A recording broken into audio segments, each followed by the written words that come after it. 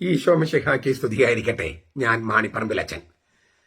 പെസഹ ആചരണം നസ്രാണി വീടുകളിൽ, അത് ബുഖറ എന്ന് പറഞ്ഞ ദിവ്യകാരുണ്യ അപ്പമാണോ, കൽത്തപ്പമാണോ, ഇൻട്രിയപ്പമാണോ, ഏതാണ് നസ്രാണി വീടുകളിലെ പെസഹ അപ്പം അല്ലെങ്കിൽ കുരിശപ്പം ആണോ?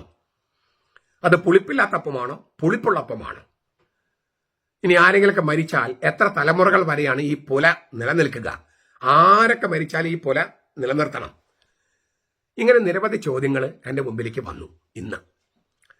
ഇന്നലെ ഈശോയുടെ പെസഹായെക്കുറിച്ചുള്ള വീഡിയോ, അന്ത്യത്താഴത്തെക്കുറിച്ചുള്ള വീഡിയോ കഴിഞ്ഞപ്പോൾ ചിലരും കമന്റ് ബോക്സിലൊക്കെ ഇങ്ങനെ പല സംശയങ്ങൾ ചോദിച്ചു. അപ്പൊ ഞങ്ങൾ പുളിപ്പുള്ളപ്പം ഉണ്ടാക്കണോ, പുളിപ്പില്ലാത്ത അപ്പം ഉണ്ടാക്കണോ? അപ്പൊ എനിക്ക് ആകെ സംശയമായി, ഇതെന്താ ഇങ്ങനെ ചോദ്യങ്ങൾ? ഞാൻ പലർക്കും മറുപടി കൊടുത്തു.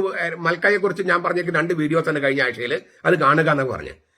പിന്നീട് എന്നോട് ചിലർ വോയിസ് മെസ്സേജ് ആയിട്ട് ഇട്ടു. ഈ കമന്റ് ബോക്സിൽ വന്നപ്പോഴേക്കും മുഴുവൻ മനസ്സിലായില്ല. അവർക്ക് ഞാൻ ഇട്ട മറുപടി ഇങ്ങനെ ഹേർട്ടിങ് ആയിട്ട് തോന്നിയിട്ടുണ്ടെങ്കിൽ ഞാൻ സോറി ചോദിക്കുകയാണ്. എനിക്ക് മനസ്സിലായി നിങ്ങളുടെ ചോദ്യത്തിന്റെ ആ പൊരുള് പിന്നീട് എനിക്ക് മനസ്സിലായത്. പലരും എനിക്ക് വോയിസ് മെസ്സേജ് ഇട്ടപ്പോഴാണ് നിങ്ങൾ ചോദിച്ചത് എന്ത് അർത്ഥത്തിലാണ് ചോദിച്ചത് എനിക്ക് മനസ്സിലായത്. അതുകൊണ്ട് ആ ചോദിച്ചവര് ഞാൻ മറുപടി ഇട്ടത് നിങ്ങൾ കുർബാനയ്ക്ക് ഉപയോഗിക്കുന്ന അപ്പത്തെക്കുറിച്ച് ചോദിച്ചു എന്ന് വിചാരിച്ചിട്ടാണ് ഞാൻ മൽക്കയെക്കുറിച്ചുള്ള എന്റെ വീഡിയോ കാണാൻ പറഞ്ഞത്. അതല്ല നിങ്ങൾ ചോദിച്ചതെന്ന് എനിക്ക് പിന്നീടാണ് മനസ്സിലായത്. അതുകൊണ്ടാണ് ഞാനിപ്പോൾ ഈ വീഡിയോ ചെയ്യുന്നത്. ഈ ചോദ്യങ്ങൾ ചോദിച്ച ഒരു കാര്യം കൂടിയുണ്ട്. അതായത് നമ്മുടെ വീടുകളിൽ, നസ്രാണി വീടുകളിൽ മാത്രം നടക്കുന്ന ഒരു സംഗതിയാണ് പെസഹ ആചരണം. ലോകത്ത് മറ്റൊരു സഭയിലും ഇല്ലാത്തതാണ്. കേരളത്തിലെയും ഭാരതത്തിലെയും ലോകത്ത് തന്നെ നസ്രാണി കുടുംബങ്ങൾ മാത്രമുള്ള ഒരു വിശേഷപ്പെട്ട തനത് ആചാരം, വിശുദ്ധ പാരമ്പര്യമാണ് വീടുകളിൽ പെസഹ ആചരണം. അപ്പൊ ഇതിന് സോഴ്സസ് എവിടെയാണ് ഇതൊക്കെ എഴുതി വെച്ചിരിക്കുന്നത്, എന്തുമാത്രം ഇതിന് പൗരാണികതയുണ്ട്, ഇതെല്ലാം അവർ ചോദിച്ചിരുന്നു. അപ്പൊ അതുകൊണ്ട് അതേക്കുറിച്ച് ഞാൻ ആദ്യം പറയാം, എന്നിട്ട് പെസഹ ആചരണത്തിന്റെ വിശദാംശങ്ങളിലേക്ക് കടക്കാം. 2013 ആലുങ്കൽ SGJ ഞാനത് ഡിസ്ക്രിപ്ഷനിൽ എഴുതാം. അദ്ദേഹത്തിന്റെ ഒരു ലേഖനമുണ്ട്, Pesaha celebration of Nasranis, a socio cultural analysis, journal of Indo Judaic studies എന്ന് പറഞ്ഞിട്ടുള്ള ഒരു ജേണലിൽ വന്നിരിക്കുന്ന ലേഖനമാണ് 2013. അതിൽ 57 മുതൽ 71 വരെയുള്ള പേജുകളിൽ ഇതേക്കുറിച്ച് ചെറിയ സൂചനകളുണ്ട്. ക്രൈസ്തവ ശബ്ദകോശം എന്ന് പറഞ്ഞിട്ടൊരു പുസ്തകമുണ്ട് നമ്മുടെ ജോർജ് കുരുക്കുറച്ചന്റെ. ഇതിനകത്ത് രണ്ട് എൻട്രികളുണ്ട്. ഒന്ന് ഇൻട്രിയപ്പം അല്ലെങ്കിൽ ഇൻഡറിയപ്പം എന്ന് പറഞ്ഞിട്ടുള്ളതാണ് ഒന്ന്. പിന്നൊന്ന് കൽത്തപ്പം അല്ലെങ്കിൽ ഗൽത്തപ്പം. അപ്പൊ ഇത് നിങ്ങൾക്ക് ഒരു സോഴ്സാണ്, ഇത് വളരെ പ്രധാനപ്പെട്ട സോഴ്സാണ്. കുരുക്കുറച്ചന്റെ ഈ പുസ്തകം POസിൽ നിന്നാണ് പ്രസിദ്ധപ്പെടുത്തിയത്. ഇത് പ്രസിദ്ധപ്പെടുത്തിയത് 2002 പക്ഷെ ഇത് വളരെ ആധികാരികമായ ഒരു പുസ്തകമാണിത്. പിന്നെ 2010 ചവറപ്പുഴ ജെയിംസ് അച്ഛന്റെ ഒരു ബ്ലോഗ് റൈറ്റിംഗ് ഉണ്ടായിരുന്നു. ഇതിനെക്കുറിച്ചുള്ള കുറച്ച് കാര്യങ്ങൾ അവിടെ എഴുതിയിട്ടുണ്ട്. പിന്നെ 1981 റവറൻഡ് ഡോക്ടർ ജേക്കബ് വെള്ളിയാൻ, അദ്ദേഹം എന്റെ പ്രൊഫസറായിരുന്നു. 1981 അദ്ദേഹം എഴുതിയ ഒരു ലേഖനമുണ്ട്, ഇൻഡറിയപ്പം മുറിക്കൽ ഇടവക പള്ളിയിലോ എന്ന് പറഞ്ഞിട്ട്. അദ്ദേഹത്തിന്റെ തന്നെ നിങ്ങൾക്കറിയാം ലിറ്റർജിയെ കുറിച്ചുള്ള ഒരു നിഘണ്ടു അല്ലെങ്കിൽ വിജ്ഞാനകോശത്തിൽ പറയാവുന്ന ഒരു പുസ്തകവും അദ്ദേഹം എഡിറ്റ് ചെയ്തിട്ടുണ്ട്. അതിൽ ചില കാര്യങ്ങളൊക്കെ ഞാനും കൊടുത്തിട്ടുണ്ട്. എന്റെ പേരെന്ന് തുണ്ടെന്നൊക്കെ അറിഞ്ഞുകൂടാ. ചില തൃശ്ശൂർ സൈഡിലുള്ള പാരമ്പര്യങ്ങളൊക്കെ അദ്ദേഹം എന്നോട് ചോദിച്ച് മനസ്സിലാക്കിയിട്ടാണ് എഴുതിയിരിക്കുന്നത്. എനിക്കറിയാവുന്ന പാരമ്പര്യങ്ങൾ ഞാൻ അത് പറഞ്ഞു കൊടുത്തിട്ടുണ്ട്. അദ്ദേഹം എന്റെ പ്രൊഫസറായിരുന്നു. അപ്പൊ ഈ ഉറവിടങ്ങളുടെ വെളിച്ചത്തിലാണ് ഞാൻ സംസാരിക്കുന്നത്. പിന്നെ ഞാൻ 15ാമത്തെ വയസ്സിൽ വീട്ടിൽ നിന്ന് പോകുന്നതിന് ശേഷം ഞാൻ വീട്ടിൽ താമസിക്കാറില്ല. അത് എത്രയൊക്കെ എന്റെ അപ്പൻ മരിച്ച ദിവസം രാത്രി പോലും ഞാൻ വീട്ടിൽ താമസിച്ചിട്ടില്ല. എനിക്കതൊരു പ്രയാസമുള്ള സംഗതിയാണ്. കാരണം എന്റെ മനസ്സിൽ ബൈബിളും വചനവും അങ്ങനെയൊക്കെ ഉള്ളത് കൊണ്ടും വീട്ടിൽ താമസിക്കാൻ എനിക്ക് വല്ലാത്ത പ്രയാസമായതുകൊണ്ട് ഞാൻ വീട്ടിൽ താമസിച്ചിട്ടില്ല. 15 വയസ്സിന് മുമ്പ് 13ാമത്തെ വയസ്സിലൊക്കെ ഞാൻ തിരക്കായിരുന്നു. രാഷ്ട്രീയത്തിലായിട്ടും പിന്നെ ഇഷ്ടീപടുത്ത് പണിക്ക് പോക്കലൊക്കെ ആയിട്ട് അങ്ങനെ ഭയങ്കര തിരക്കായിരുന്നു. അപ്പോൾ വീട്ടിലത്തെ പാരമ്പര്യങ്ങളും നമ്മുടെ വീടുകളിലെ പാരമ്പര്യങ്ങളും ഒക്കെ എനിക്ക് വളരെ കുറച്ചേ അറിയുള്ളൂ. അതുകൊണ്ട് ഞാൻ പറയുന്ന കാര്യങ്ങൾ തെറ്റുണ്ടെങ്കിൽ പിന്നെ സുറിയാനി പാരമ്പര്യം, ഞാൻ സുറിയാനി പണ്ഡിതനല്ല, ബൈബിളാണ് എനിക്ക് കുറച്ചൊക്കെ അറിയാവുന്നത്. സുറിയാനി പാരമ്പര്യത്തെക്കുറിച്ച് അറിയാവുന്ന പണ്ഡിതന്മാരുണ്ടെങ്കിൽ ഞാൻ പറയുന്നതിൽ എന്തെങ്കിലും തെറ്റുണ്ടെങ്കിൽ അത് തിരുത്താനായിട്ട് അറിവുള്ളവർ തിരുത്തണം. നിങ്ങൾ ഓരോരുത്തരും വീട്ടിലെ പാരമ്പര്യം അനുസരിച്ചല്ല തിരുത്തേണ്ടത്. അങ്ങനെ അതൊക്കെ കൃത്യമായിട്ടുള്ള രേഖകളുടെ അടിസ്ഥാനത്തിലാണെങ്കിൽ നിങ്ങൾക്കും തിരുത്താം, ആർക്കും തിരുത്താം. അപ്പൊ ഞാൻ പറയുന്ന കാര്യങ്ങൾ തെറ്റുണ്ടെങ്കിൽ നിങ്ങൾക്ക് തിരുത്താം. ഉദയംപേര് സൂനോദോസിന്റെ കാനോനുകളില് ഈ വീട്ടിലെ പെസഹ ആചരണത്തെക്കുറിച്ചൊന്നും മിണ്ടുന്നില്ല. അതായത് വീടുകളിൽ നടന്നിരുന്ന ആ പാരമ്പര്യത്തെക്കുറിച്ച് ഒന്നുകിൽ ഈ വിദേശികൾക്ക്, പോർച്ചുഗീസുകാർക്ക് അറിവുണ്ടായിരുന്നില്ല. അല്ലെങ്കിൽ അത് അവരെ ബാധിക്കുന്ന പ്രശ്നമായിട്ട് തോന്നിയിട്ടില്ല. അതുകൊണ്ടാണ് ഉദയംബർ സൂനദോസിന്റെ കാനോനകളിൽ മറ്റെല്ലാം തിരുത്തി ഇങ്ങനെയാണ് നിങ്ങൾ ചെയ്യണേ, അങ്ങനെയല്ല ചെയ്യേണ്ടത്, ഇങ്ങനെയുള്ളത് നെസ്റ്റോറിയനാണ്, നിങ്ങൾ ഇങ്ങനെ ചെയ്യണം, ഇങ്ങനെ നമ്മളെല്ലാം നെസ്റ്റോറിയനാണെന്ന് മുദ്ര കുത്തിയിട്ട് നമ്മുടെ വിശുദ്ധ പാരമ്പര്യങ്ങൾ മുഴുവൻ തകർത്ത് കളഞ്ഞതാണ് ഈ ഉദയംബർ സൂനദോസ്. അപ്പോൾ പക്ഷെ അവിടെ ഇക്കാര്യത്തെക്കുറിച്ച് മിണ്ടിയിട്ടില്ല. ഒന്നുകിൽ അവർക്ക് അറിവുണ്ടായിരുന്നില്ല, അല്ലെങ്കിൽ അവരെ ബാധിക്കുന്ന കാര്യമായിട്ട് തോന്നിയിട്ടില്ല. പണ്ട് എല്ലാ ദിവസവും കുർബാനയില്ല. നമുക്കാണെങ്കിൽ വിവാഹിതരായ, അതായത് കല്യാണം കഴിച്ചവര് വൈദികരുണ്ടായിരുന്നു. അപ്പോൾ ഞായറാഴ്ചകളിൽ മാത്രമാണ് കുർബാന. അപ്പോൾ ഞായറാഴ്ചകളിൽ കുർബാനയുണ്ടെങ്കിൽ അച്ഛൻ ഭാര്യയുടെ കൂടെ കിടക്കാതെ പള്ളിയിൽ വന്ന് കിടക്കണമെന്നൊക്കെയാണ് അങ്ങനെ രീതികളൊക്കെ. അപ്പോൾ എന്നും കുർബാനയില്ല, ഞായറാഴ്ചയിൽ മാത്രമേ ഉള്ളൂ. മാത്രമല്ല, നമ്മുടെ കുടുംബങ്ങളിലെ ഭദ്രത എന്നാ പറയുന്നത് വിശ്വാസം അനുസരിച്ചുള്ള ആചാരങ്ങള്, തിരുവചനത്തിൽ അടിസ്ഥാനപ്പെട്ട ആചാരങ്ങള് കുടുംബങ്ങളെ കേന്ദ്രീകരിച്ചായിരുന്നു, വികാരിച്ചനെ കേന്ദ്രീകരിച്ചല്ല. അക്കാലത്താണെങ്കിൽ വികാരിച്ചനും കുടുംബമുണ്ട്. അപ്പോ വികാരിച്ചനെ കേന്ദ്രീകരിച്ചല്ല നമ്മളെ വിശ്വാസം നിലനിന്നിരുന്നത്, മറിച്ച് കുടുംബങ്ങളെ കേന്ദ്രീകരിച്ചാണ്. കുടുംബമാണ് വിശ്വാസത്തിന്റെ ആണെങ്കിലും സ്നേഹത്തിന്റെ ആണെങ്കിലും ആദ്യത്തെ പള്ളിക്കൂടം. അപ്പനും അമ്മയും കഴിഞ്ഞിട്ടേ ഉള്ളൂ ഏത് വികാരിച്ചനും ഏത് ടീച്ചറും. അപ്പൊ അപ്പനും അമ്മയും പകർന്നു കൊടുക്കാത്ത, അല്ലെങ്കിൽ കാരണവന്മാര് പകർന്നു കൊടുക്കാത്ത വിശ്വാസത്തിന് അടിത്തറ, അതായത് ബലം ഉണ്ടാവില്ല. അപ്പോൾ കുടുംബങ്ങൾ കേന്ദ്രീകരിച്ചാണ്. സുറിയാനിലുള്ള പ്രാർത്ഥനകള് പഴമക്കാർക്ക് കാണാപാഠമായിരുന്നു. ആദിമസഭയിൽ അങ്ങനെയായിരുന്നല്ലോ. ഈ സുവിശേഷം, മർക്കോസിന്റെ സുവിശേഷം എഴുതപ്പെടുന്നത് 60-കൾക്ക് ശേഷമാണ്. അപ്പൊ ഈ 33 കർത്താവ് മരിച്ചിട്ട് ഈ 60 വരെ അല്ലെങ്കിൽ 65 വരെ എന്തായിരുന്നു സുവിശേഷം? വാമൊഴിയാണ്. പൗലോസിന്റെ ആദ്യത്തെ ലേഖനം 51-ലാണ് എഴുതുന്നത്. 33 കർത്താവ് മരിച്ചേ. അപ്പൊ ഈ ഇത്രയും കൊല്ലം, 17 കൊല്ലം എന്തായിരുന്നു തിരുവചനം? വാമൊഴിയാണ്. ഈ എഴുതപ്പെട്ട വചനം മാത്രമെന്ന് പറഞ്ഞ് പ്രൊട്ടസ്റ്റന്റുകാർ പറഞ്ഞ് നടക്കുന്നില്ലേ, സോള സ്ക്രിപ്തൂര. വിവരമില്ലാഞ്ഞിട്ടാണ്. ആദിമസഭ എങ്ങനെയാണ് നിലനിന്നെന്ന് അറിയാൻ പാടില്ലാഞ്ഞിട്ടാണ്. വാമൊഴിയായിട്ടാണ്, കാണാപാഠം പഠിച്ചിട്ടാണ്. കാണാപാഠം എന്ന് വെച്ചാൽ 2, 3, 4 പ്രാവശ്യം ഈ സ്ലീഹന്മാരെ സുവിശേഷം പ്രസംഗിക്കുമ്പോൾ അത് കേട്ട് മനഃപാഠമാകും. നമുക്ക് ഈ സ്മാർട്ട് ഫോൺ വരുന്നതിന് മുമ്പ് എത്രയോ ഫോൺ നമ്പർ നമ്മൾ ഓർത്തോണ്ടിരുന്നേ. ഇപ്പൊ നമ്മൾ വേറെ കാര്യങ്ങൾ ഓർക്കുന്നു, മറ്റതൊക്കെ ഓർക്കാനായിട്ട് സ്മാർട്ട് ഫോൺ ഉണ്ട്. ഇതുപോലെ തന്നെ നമ്മുടെ നാട്ടിൽ സുറിയാനി പ്രാർത്ഥനകൾ ബൈഹാർട്ടായിരുന്നു. 7 നേരം നമ്മൾ നിസ്കരിച്ചിരുന്നു. ആ പ്രാർത്ഥനകൾ ബൈഹാർട്ടായിരുന്നു, കാണാപാഠം. ആ യാമപ്രാർത്ഥനകൾ വീടുകളിൽ ചൊല്ലിയിരുന്നു.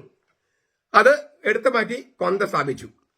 റംശയ്ക്ക് പകരം കൊന്തയും പിന്നെ കർത്താവിന്റെ മാലാഖിയായി. റംശ പ്രാർത്ഥനയും അതുപോലെ മറ്റ് യാമപ്രാർത്ഥനകളൊക്കെ ഇപ്പൊ വീണ്ടും അത് വന്ന് തുടങ്ങിയിട്ടുണ്ട്. നമ്മുടെ വീടുകളിലേക്കൊക്കെ വീണ്ടും സുറിയാനിയിൽ തന്നെയും മലയാളത്തിൽ തന്നെയും ഈ റംശ പ്രാർത്ഥനയും അതുപോലെ 7 നിസ്കാര പ്രാർത്ഥനകളൊക്കെ നമ്മുടെ വീട്ടിലേക്ക് വന്ന് തുടങ്ങിയിട്ടുണ്ട്. അത് നമ്മുടെ പാരമ്പര്യങ്ങൾ വീണ്ടെടുക്കുന്നതിന്റെ ഭാഗമായിട്ട് വരുന്നതാണ്. പക്ഷെ മുൻപതൊക്കെ ഉണ്ടായിരുന്നു. അതൊക്കെ കൊന്തയായിട്ടും കുരിശന്റെ വഴിയായിട്ടും കർത്താവിന്റെ മാലാഖിയായിട്ടും ഒക്കെ അതിനെ സ്ഥാപിച്ച് നമ്മുടെ പാരമ്പര്യങ്ങൾ എടുത്തു കളഞ്ഞു. ഈ ഒരു ഭ്രംശം പെസഹായ ആചാരത്തിൽ വന്നുകൊണ്ടിരിക്കുകയാണ്. അതുകൊണ്ടാണ് പുളിപ്പുള്ള അപ്പമേത് പുളിപ്പില്ലാത്ത അപ്പമേത് എന്ന സംശയം ഉടലെടുക്കുകയും അതെന്നോട് ചോദിക്കുകയും ചെയ്തത്. എല്ലാം വികാരിയച്ഛനിലേക്ക് കേന്ദ്രീകരിക്കാനും വികാരിയച്ഛൻ സഭയുടെ വിശുദ്ധ പാരമ്പര്യം അട്ടിമറിക്കാനും ശ്രമിക്കുന്നു. ഇതാണ് ഇപ്പൊ നമ്മുടെ സീറോ മലബാർ സഭയിൽ സംഭവിക്കുന്നത്. നഖശികാന്തം എതിർക്കേണ്ട ഒരു പ്രവണതയാണിത്.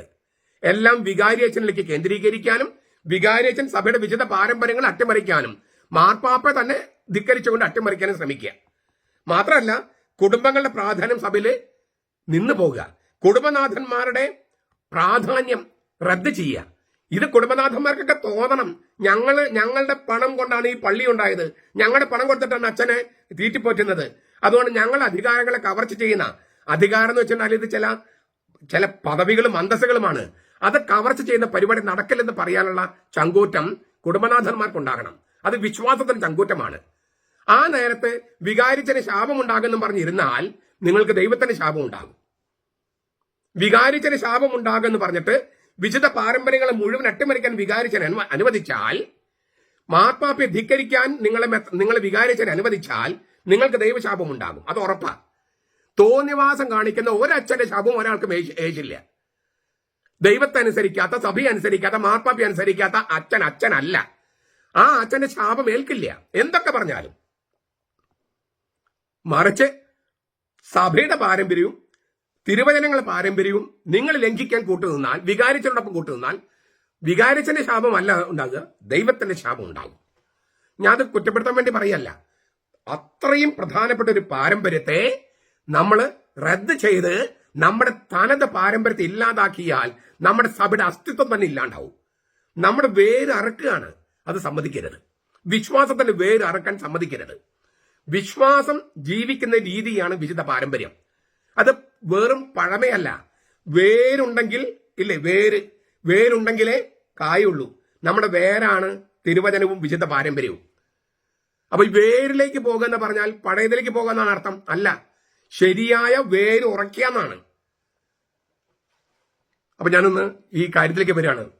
ഇത്രയൊക്കെ ഞാൻ പറഞ്ഞത് ഇതിന്റെ പ്രാധാന്യം കാണിക്കാൻ വേണ്ടിയാ. മാർത്തോമ നസ്രാണികളുടെ അവരുടെ മാത്രം തനത് ആചാരമാണ് വീടുകളിലെ പെസഹ ആചരണം. എന്ന് വെച്ചാൽ മറ്റൊരു സഭയിലും ഇല്ലാത്തത്.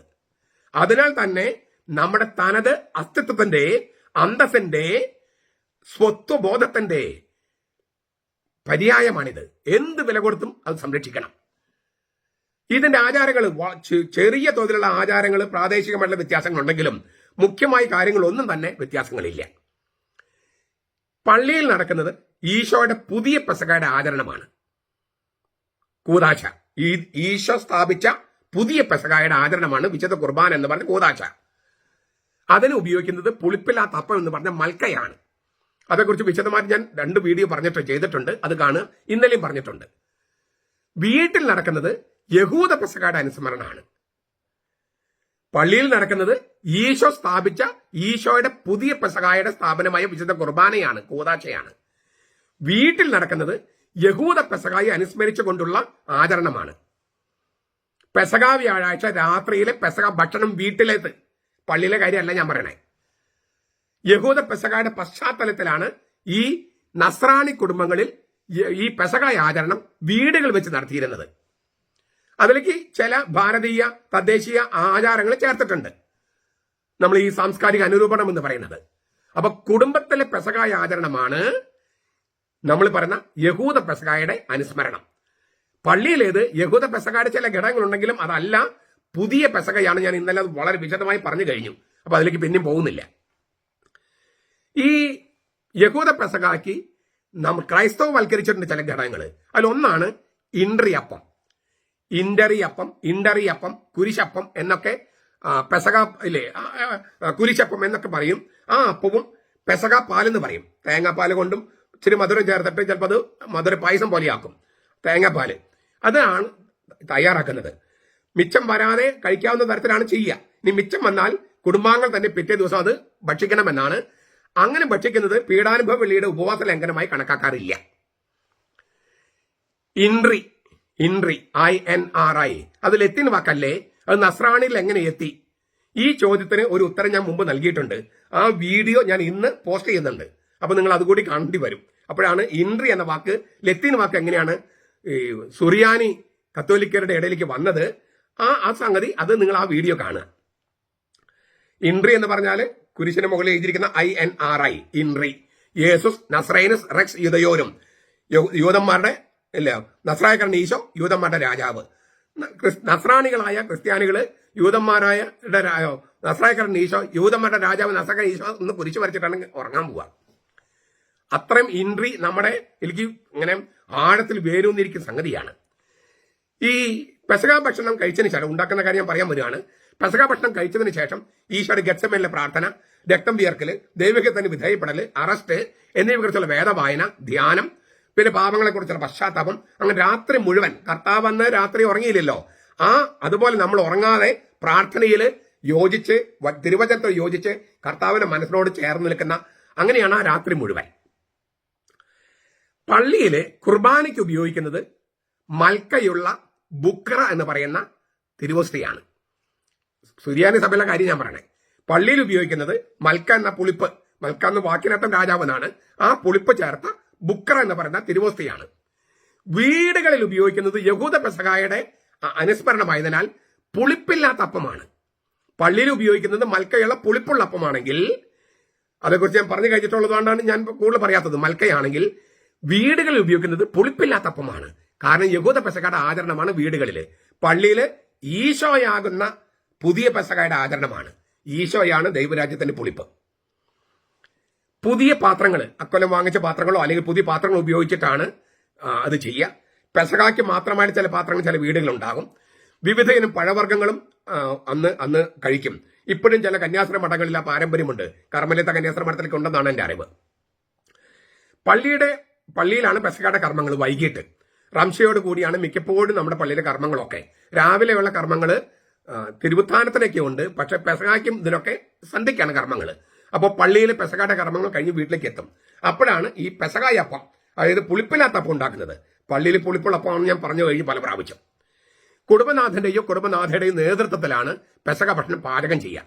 അതിനു മുമ്പ് തന്നെ അടുക്കളയും മറ്റ് പരിസരമൊക്കെ നന്നായി വൃത്തിയാക്കും. കുളിച്ചിട്ടൊക്കെ വന്നിട്ടാണ് ഈ അപ്പം തയ്യാറാക്കുക. നിലത്ത് വിരിച്ചിരിക്കുന്ന പായയിൽ മുട്ടുകുത്തി നിന്ന് പലരും ഈ അപ്പവും പാലും തയ്യാറാക്കുന്നത് കണ്ടിട്ടുണ്ട്. പ്രാർത്ഥനയുടെ അന്തരീക്ഷം തളം കെട്ടി നിൽക്കുകയാണ്. അതായത് അനാവശ്യമായ സംസാരങ്ങളൊന്നുമില്ല. പള്ളിയിൽ നിന്ന് വന്നു കഴിഞ്ഞാൽ കുറച്ചു പേരെല്ലാം ബൈബിൾ വായിക്കുന്നു, തിരുവചനം വായിക്കുന്നു, അങ്ങനെയുള്ള കാര്യങ്ങളിലേക്ക് പോകുന്നു. അടുക്കളയിൽ കുടുംബനാഥനും കുടുംബനാഥയും ഒക്കെ ചേർന്ന് അല്ലെങ്കിൽ മറ്റുള്ള ചിലരൊക്കെ ചേർന്ന് ഈ വിശുദ്ധമായ അന്തരീക്ഷത്തിൽ ഈ ഇൻട്രിയപ്പം ഉണ്ടാക്കുന്നു, അല്ലെങ്കിൽ കുരിശപ്പം ഉണ്ടാക്കുന്നു. 2 വാഴയില മടക്കിയിട്ട് അത് ഇൻട്രിയപ്പം ഉണ്ടാക്കി വെക്കും. അതിന് ചുറ്റും മറ്റ് അപ്പങ്ങളും. ആദ്യം ഉണ്ടാക്കുന്ന അപ്പത്തിലും പാലിലും ഓശാന ഞായറാഴ്ച വെഞ്ചരിച്ച് കിട്ടിയ കുരുത്തോല ഉപയോഗിച്ച് കുരിശാകൃതി ഉണ്ടാക്കി വെക്കുന്നു.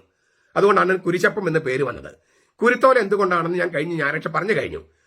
ഫോയിനിക്സ് എന്നാണ് അതിന് ഗ്രീക്ക് വാക്കെന്നും അതൊരു മിത്തിക്കൽ പക്ഷിയുടെ പേരാണെന്നും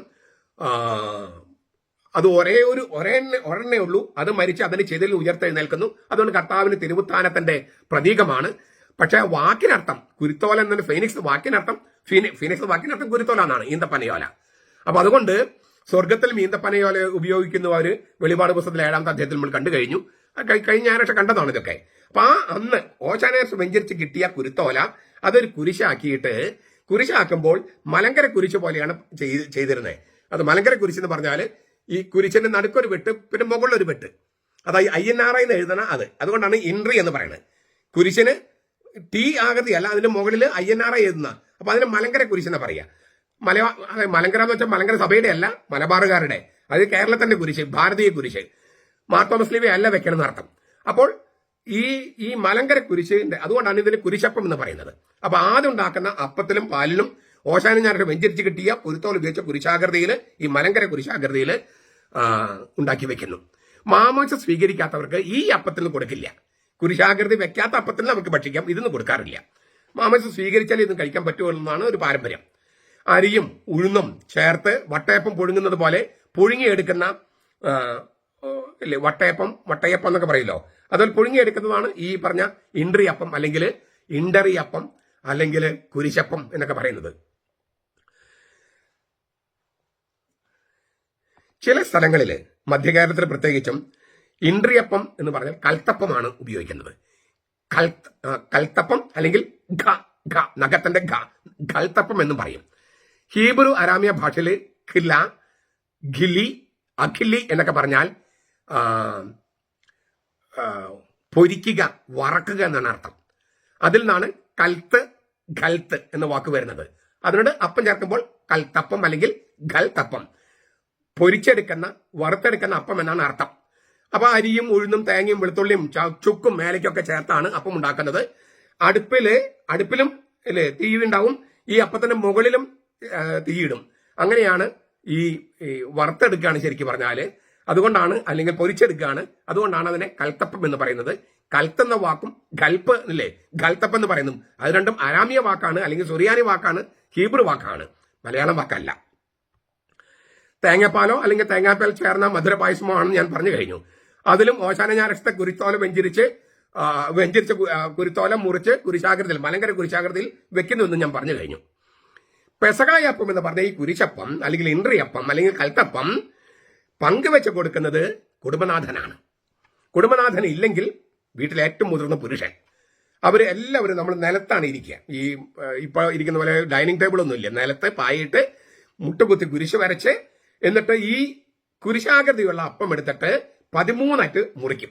13 അത് സ്ലീഹന്മാര് 12 പേരും കർത്താവും ഉള്ളതിനെ ഓർമ്മിക്കാൻ വേണ്ടിയിട്ടാണ്. ആ പെസഹായുടെ ചില ഘടകങ്ങൾ അന്ത്യത്താഴത്തിൽ ഉണ്ടായിരുന്നല്ലോ, അത് ഓർമ്മിക്കാൻ വേണ്ടിയാ 13 കഷ്ണമാക്കും. 13 കഷ്ണമാക്കിയിട്ട് 13 പേരില്ലെങ്കിൽ ഒരാൾ 2 കഷ്ണമൊക്കെ കഴിക്കുന്നു, പക്ഷെ 13 കഷ്ണമായിട്ടാണ് അത് മുറിക്കുന്നത്. ആ വീട്ടിൽ ആരെങ്കിലും മരിച്ചിട്ടുണ്ടെങ്കിൽ ഒരു വർഷത്തേക്ക് പെസകായപ്പം ഉണ്ടാക്കാറില്ല. ഈ കുരിശപ്പം അല്ലെങ്കിൽ ഇൻട്രിയപ്പം ഉണ്ടാക്കില്ല. ആ വീട്ടിൽ ആരെങ്കിലും മരിച്ചിട്ടുണ്ടെങ്കിൽ, എന്ന് വെച്ചാൽ ഏറ്റവും അടുത്ത ബന്ധുക്കള് ആ വീട്ടിൽ താമസിച്ചിരുന്ന ആരെങ്കിലും മരിച്ചിട്ടുണ്ടെങ്കിൽ ആ വീട്ടിൽ ഉണ്ടാക്കില്ല. അകന്ന ബന്ധുക്കളുടെ മരണമല്ല ഉദ്ദേശിക്കുന്നത്. അതുപോലെ ഒരു വർഷത്തേക്കാണ് ഈ പുല. എത്ര വർഷത്തേക്കാണെന്നുള്ള ചോദ്യത്തിനാണ് ഞാൻ ഇത് ഉത്തരം പറയുന്നത്. അതിൽ എത്ര തലമുറ എന്ന് പറഞ്ഞാൽ നമ്മുടെ വീട്ടിൽ താമസിച്ചിരുന്നോ ഇല്ലയോ, അതാണ് മാനദണ്ഡം. ആ വീട്ടിൽ താമസിച്ചിരുന്ന ഒരാൾ മരിച്ചിട്ടുണ്ടെങ്കിൽ, അത് ഏത് തലമുറയാണെങ്കിലും അങ്ങനെയാണ്, മരിച്ചിട്ടുണ്ടെങ്കിൽ ഒരു വർഷത്തേക്ക് ആ വീട്ടിൽ പെസകായപ്പം ഉണ്ടാക്കില്ല. അവർക്ക് അടുത്തുള്ള ബന്ധുവീടുകളിൽ നിന്നോ അയൽക്കാരിൽ നിന്നോ പെസകായപ്പം കൊണ്ടുപോയി കൊടുക്കുകയും അവിടെ വലിയ ആഘോഷങ്ങളൊന്നും ഇല്ലാതെ ആ അപ്പം കഴിക്കുകയും ചെയ്യുന്നു. തലേ വർഷം തങ്ങളോട് കൂടെ ഉണ്ടായിരുന്നവരെ ഓർക്കുകയാണ്, ആദരിക്കുകയാണ്. അതിലൂടെ പുണ്യവാന്മാരുടെ ഐക്യത്തെക്കുറിച്ചുള്ള ആ വിശ്വാസത്തിന് അടിവര ഇടുകയാണ്. മരിച്ചവരെന്ന് മരിച്ചിട്ടില്ല, അവർക്ക് ജീവിച്ചിരിക്കുകയെന്ന് കർത്താവ് പറഞ്ഞിട്ടുണ്ട്. ദൈവത്തിന് എല്ലാവരും ജീവിച്ചിരിക്കുകയെന്ന് പറഞ്ഞിട്ടുണ്ട്. അതുകൊണ്ട് പെന്തക്കോസ്തകാരും യഹോവ സാക്ഷികളൊക്കെ വിചാരിക്കുന്ന പോലെ അവര് അവസാനത്തെ ഉയർപ്പ് ദിവസം വരെ നിദ്ര പ്രാപിച്ചിരിക്കുകയല്ല. വിശുദ്ധരുടെ പ്രാർത്ഥനകളുമായിട്ട് സ്വർഗത്തിലുള്ള കാര്യമൊക്കെ നമ്മൾ എത്രയോ പട്ടം ഞാൻ പറഞ്ഞിട്ടുണ്ട്. അപ്പോൾ അതിലേക്കൊന്നും ഞാൻ കടക്കുന്നില്ല. ചുരുക്കത്തില് പുണ്യവാന്മാരുടെ ഐക്യത്തില് ആണ് പെസക ആചരണം നടക്കുന്നത് എന്നാണ്. അയൽപ്പക്കത്ത് മറ്റ് മതസ്ഥരുണ്ടെങ്കിൽ അവർക്ക് ഈ അപ്പം കൊണ്ട് കൊടുക്കും. പക്ഷെ കുരിശുള്ള അപ്പം കൊടുക്കില്ല. കുരിശുള്ള അപ്പം ആ വീട്ടിലുള്ളവർക്കും ആമോശം മുങ്ങിയവർക്ക് മാത്രമാണ്. മറ്റ് അപ്പങ്ങളും പഴങ്ങളും എല്ലാം കൊടുക്കും. ആരും അന്ന് പട്ടിണി കിടക്കാൻ പാടില്ലെന്നാണ്. അയൽപ്പക്കക്കാരോടും അതിലൂടെ സുവിശേഷം പ്രസംഗിക്കുകയാണ്. ഞങ്ങളുടെ കർത്താവിന്റെ ഒരു പ്രധാനപ്പെട്ട ദിവസമാണ്. ഇപ്പൊ നമുക്കതൊക്കെ ചെയ്യാൻ പറ്റുമോ ഇല്ലയോ എന്ന് അറിഞ്ഞുകൂടെ നമ്മൾ വർഗീയമായിട്ട് വല്ലാതെ ഇങ്ങനെ വിഭജിക്കപ്പെട്ട് കിടക്കുകയാണ് നമ്മുടെ സമുദായം. അതുകൊണ്ട് ഇതൊക്കെ ചെയ്താൽ എങ്ങനെയാണ് ചെയ്യാൻ പറ്റുമോ എന്ന് അറിഞ്ഞുകൂടാ.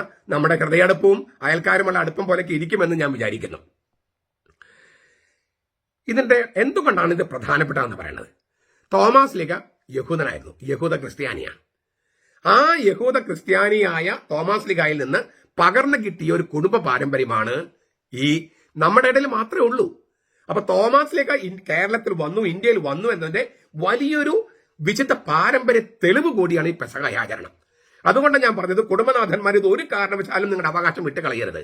ഏത് വികാരിച്ചൻ പറഞ്ഞാലും മെത്രാൻ പറഞ്ഞാലും മെത്രാന്മാരും വികാരിച്ചന്മാരും പറയണം, ഇതല്ല, ഇത് ഈ സഭയുടെ പാരമ്പര്യം, ഇതാണ് വിശുദ്ധ പാരമ്പര്യമാണ്, ഇത് തോമാസിന് ഞങ്ങൾക്ക് പകർന്നു തന്നതാണ്. അതുകൊണ്ട് ഇതിൽ കൈവയ്ക്കാൻ ഞങ്ങൾ സമ്മതിക്കില്ല. നിങ്ങൾ ഇതിൽ കൈവച്ചാൽ നിങ്ങൾ ഈ സഭയുടെ മെത്രാന്മാരല്ല, ഈ സഭയുടെ അച്ഛന്മാരല്ല. സൗമ്യമായിട്ട് പറഞ്ഞാൽ മതി, ഞാൻ പറയുന്ന പോലെ പറയണ്ട കേട്ടോ. സൗമ്യമായിട്ട് ശാന്തമായിട്ട് പറഞ്ഞാൽ മതി. അപ്പോൾ യഹൂദരാണ് തോമാസ് ലീഗ ആദ്യം മാമോദിസ സ്വീകരിച്ചതെന്നും ആദ്യത്തെ ക്രിസ്തീയ സമുദായം യഹൂദ സമുദായത്തിൽ നമ്മൾ ആയിരുന്നെന്നും അവരിൽ നിന്നാണ് മറ്റുള്ള സമുദായങ്ങളിലേക്കൊക്കെ ക്രിസ്തീയ സമുദായം വളർന്നത് ഒന്നൊക്കെ വളരെ ശക്തമായ പാരമ്പര്യം വിളിച്ചോതുകയാണ് ഈ കുടുംബ പാരമ്പര്യം. യഹൂദ പെസകായും നസ്രാണികളുടെ വീട്ടിലെ പെസക ആചരണം തമ്മിൽ പല കാര്യങ്ങളും സാമ്യമുണ്ട്. ഈ വീടും പരിസരവും വൃത്തിയാക്കുക എന്നുള്ളത് അതിന്റെ ഒരു ഭാഗമാണ്.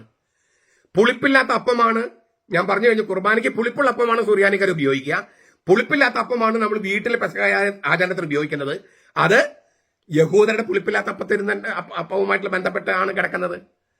പിന്നെ പുതിയ പാത്രങ്ങൾ ഉപയോഗിച്ചാണ് യഹൂദന്മാര് ഈ അവരുടെ പുളിപ്പില്ലാത്ത അപ്പം ഉണ്ടാക്കിയിരുന്നത്. നമ്മളങ്ങനെ തന്നെയാണ്. അപ്പം മുറിക്കൽ എന്ന ശുശ്രൂഷ തന്നെ കുടുംബനാഥൻ ചെയ്തിരുന്നതാണ്. അപ്പം മുറിക്കല് കുർബാനയ്ക്ക്, പിന്നീട് ആ വാക്ക് കുർബാനയ്ക്ക് ഉപയോഗിക്കുന്നുണ്ട്, അത് വേറെ. കുടുംബങ്ങളിലെ അപ്പം മുറിക്കല് അത് ഗൃഹനാഥൻ, കുടുംബനാഥനെ ചെയ്തിരുന്നേ. യഹൂദ പെസകായാലും നസ്രാണികളുടെ പെസകായാലും. പിന്നെ മധുര പാനീയം അവർക്കുണ്ടായിരുന്നു, നമുക്കുണ്ട്. അവർക്ക് കൈപ്പുള്ള സസ്യങ്ങളുണ്ടായിരുന്നു, നമുക്കുണ്ട്. പിന്നെ പ്രത്യേക സ്തുതിഗീതങ്ങൾ, സങ്കീർത്തനങ്ങളിൽ പാടുന്ന പതിവ് യഹൂദന്മാർക്കുണ്ട്, നസ്രാണികൾക്കുണ്ട്. പിന്നെ ഇതെല്ലാം കഴിഞ്ഞ് പെസകായുമായി ബന്ധപ്പെട്ട് ധർമ്മദാനം, അതായത് കുറെ പൈസ നമ്മൾ ദരിദ്രർക്ക് അല്ലെങ്കിൽ അങ്ങനെയുള്ള ആവശ്യങ്ങൾക്ക് പങ്കുവെക്കുന്നു. ഇങ്ങനെയുള്ള 6-7 ഘടകങ്ങൾ യഹൂദ പെസകായും ഇല്ലേ പെസകായുടെ ഇരിക്കുമ്പോൾ നീ ചെയ്യാൻ വേഗം ചെയ്യാന്ന് യൂദാസിനോട് പറയുമ്പോൾ മറ്റു സ്ലീഹന്മാർ വിചാരിച്ചത് പെസകായുമായി ബന്ധപ്പെട്ട് ദരിദ്രർക്ക് വല്ല വാങ്ങിച്ചു കൊടുക്കാനും പറഞ്ഞതെന്നാണ്. അത് പെസകായുമായി ബന്ധപ്പെട്ടതാണ്. അത് നമുക്കുണ്ടായിരുന്നു. നമ്മൾ ഈ പെസകായും ഈസ്റ്ററുമായിട്ടൊക്കെ ബന്ധപ്പെട്ട് ധർമ്മദാനം ചെയ്തിരുന്നു. അപ്പൊ ഇതെല്ലാം വളരെ പ്രധാനപ്പെട്ട ചില ആചാരങ്ങളാണ്. കുടുംബത്തിൽ ഈ ആചാരം പള്ളിയിലേക്ക് മാറ്റിയാൽ അത് വലിയ വിശ്വാസ പ്രശ്നങ്ങൾ ഉണ്ടാക്കും. ഒന്ന് ഞാൻ പറഞ്ഞു കഴിഞ്ഞു, കുർബാനയിൽ ഉപയോഗിക്കുന്നത് മൽക്ക ചേർത്ത ബുക്രയാണെന്ന് ഇല്ലേ, ആ സത്യത്തിന് ഇടിച്ചിൽ തട്ടും. അതാണ് ഒന്നാമത്തെ പ്രശ്നം. രണ്ടാമത്തെ പ്രശ്നം, പുളിപ്പില്ലാത്ത അപ്പവും പുളിപ്പുള്ള അപ്പവും തമ്മിലുള്ള അന്തരം തിരിച്ചറിയില്ല. കുർബാനയും പെസഹായ അപ്പവും തമ്മിലുള്ള അന്തരം തിരിച്ചറിയാതെ പോകുമെന്നർത്ഥം.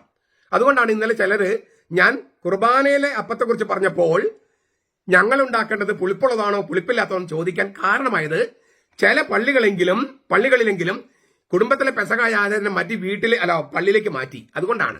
അപ്പൊ ഞങ്ങൾ ഏത് അപ്പം ഉണ്ടാക്കണം? കുർബാനയ്ക്കുള്ള ഓസ്തിയാണെങ്കിൽ പുളിപ്പുള്ളത്, വീട്ടിലെ പെസഹായ ആചരണത്തിനാണെങ്കിൽ പുളിപ്പില്ലാത്തത്. വളരെ കൃത്യമാണ്. പക്ഷെ ഇതെല്ലാം കൂടി പള്ളിയിലേക്ക് കൊണ്ടുപോയാൽ ആകെ കൺഫ്യൂഷൻ ആകും.